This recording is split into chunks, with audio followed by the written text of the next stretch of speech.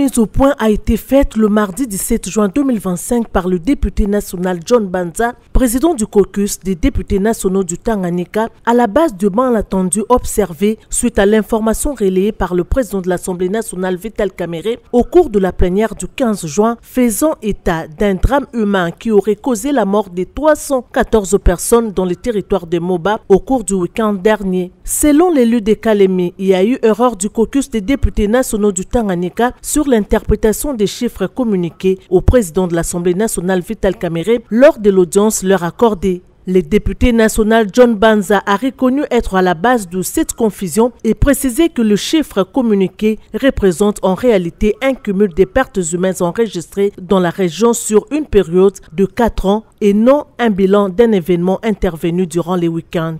Je suis la personne la mieux placée pour porter cette correction. En fait, l'information relayée par le président de l'Assemblée nationale a été reçue de notre part. C'est le président de la société civile de Moba qui a alerté les caucus des députés nationaux qui, à leur tour, ont communiqué au président de l'Assemblée nationale. En fait, il s'agit d'un drame réel qui se déroule depuis quelques années et que les chiffres évoqués est un chiffre cumulé depuis que les atrocités ont commencé vers les années 2020 jusqu'à aujourd'hui. Donc il ne s'agit pas d'un massacre d'une seule journée ou de 2 jours ou de 2 semaines. Donc c'est sur cette période que ces drames s'est produit. Nous devrions apporter cette précision que nous n'avions pas au moment où on a communiqué avec le président. Donc le président de l'Assemblée nationale n'est pour rien dans cette